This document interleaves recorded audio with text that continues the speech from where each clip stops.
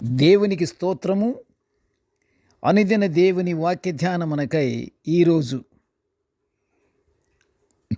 2025 సంవత్సరము డిసెంబర్ నెల 31వ తారీఖు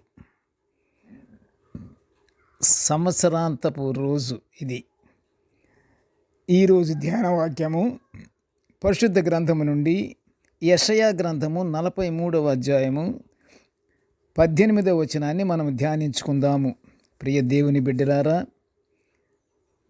ప్రశస్తమైనటువంటి క్రీస్తు ప్రభువు నామములో మీ అందరికీ శుభములు దీవెనలు కలుగునుగాక. నేడు సంవత్సరము చివరి రోజు. చక్కని ధ్యాన వాక్యాన్ని మనము చదువుకుందాము. యెషయా గ్రంథము 43వ అధ్యాయము 18వ వచనము. మునుపటి వాటిని జ్ఞాపకము చేసి కొనకుడి, పూర్వకాలపు సంగతులను తలంచుకొనకుడి.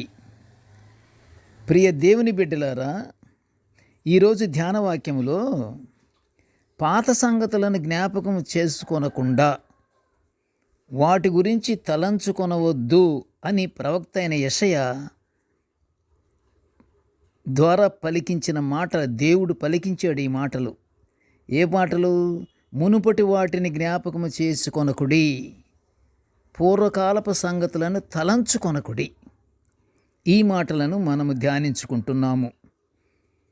మానవుడు ఎల్లప్పుడూ సంతోషంగా ఉంటూ వారి వారి బ్రతుకులను సుఖముగా వెళ్ళబుచ్చుకొనుట కంటే శ్రేష్టమైనది మరొకటి లేదు అని పరమార్థ జ్ఞాని అయిన సొలొమోను గారు ప్రసంగి గ్రంథములో 3వ అధ్యాయము 12వ వచనములో చెప్పటం మనం ఇక్కడ చూస్తున్నాము. అవును ప్రియమైన దేవుని బిడ్డలారా, మన దేవుడు ఏమంటున్నాడు? నిన్ను బహుతరములకు సంతోష కారణంగా చేస్తాను అని యెషయా ప్రవక్త ద్వారా వాగ్దానము చేస్తున్నాడు మన దేవుడు. ఆయన వాగ్దానము మారదు, ఆయన మరచిపోడు. ఆయన చేసిన వాగ్దానాన్ని నెరవేర్చే తండ్రి, నెరవేర్చే దేవుడు. మరి మనము దేవుని యందు విశ్వాసముంచి ఆయన కట్టడలను ఆజ్ఞలను పాటించుచు దేవునికి ప్రార్థనలు చేస్తూ సంతోషంగా గడుపుట దేవుడు మనల నుండి ఆశపడుచున్నాడు. అయితే ప్రియ దేవుని బిడ్డలారా, కాలములు సమయములు ఆయన నియమించాడు. ఇదిగో, దేవుడు ఏర్పాటు చేసిన ఈ 2025 సంవత్సర కాలము ఈ రోజుతో ముగిసిపోతుంది. కాబట్టి ప్రియ దేవుని బిడ్డలారా, ఈ 2025 సంవత్సరం అంతయు ఆయన కాపుదలలో మనము క్షేమంగా ఉన్నందుకు దేవునికి కృతజ్ఞతాస్తుతులు చెల్లించుచు కొత్త సంవత్సరము, దేవుని స్తోత్రం, కొత్త సంవత్సరం 2026లోకి ప్రవేశించబోతున్నాము. దేవుడు ప్రవేశించబెడుతున్నాడు మనల్ని.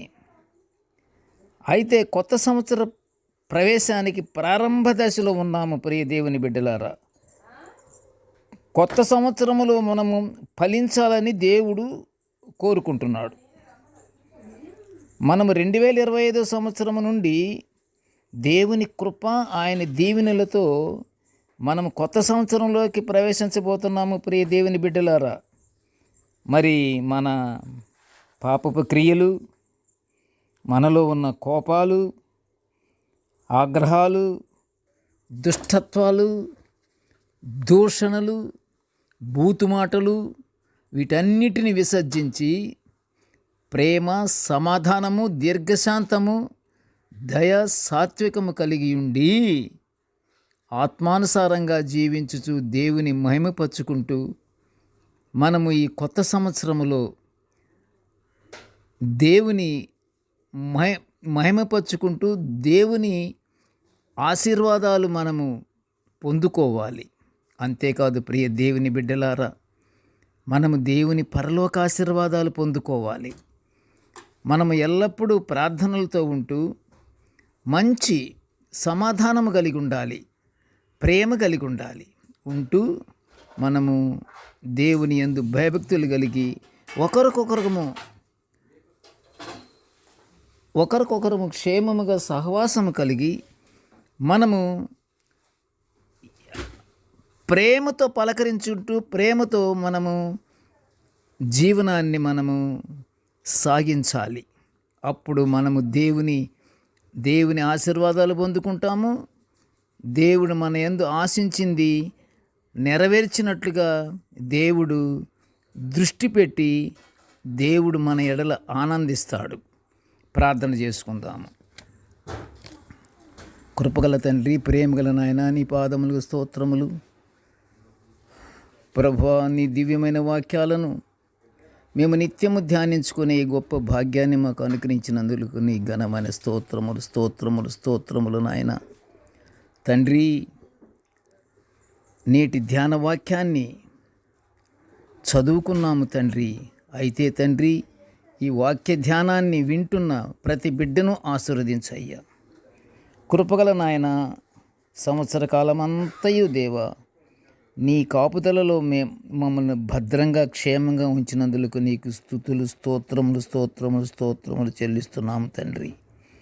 కృపగల నాయన, కొత్త సంవత్సరంలోకి అడుగు పెట్టిస్తున్నావు అయ్యా, నీకు స్తోత్రములు తండ్రి. కొత్త సంవత్సరంలో కూడా తండ్రి మాలో ఉన్నటువంటి దుష్టక్రియలు, అహంకారాలు, కోపాలు ఏమీ లేకుండా నాయన నీ యందు భయభక్తులు కలిగి సమాధానముతో దేవా మేము జీవించి నిన్ను మహిమపరుచుకునే భాగ్యాన్ని మాకు అనుగ్రహించమని ఈ మనవులన్నీ యేసయ్య పుణ్య నామమున వినయముగా వేడుకొనుచుంటున్నాము తండ్రి. ఆమెన్.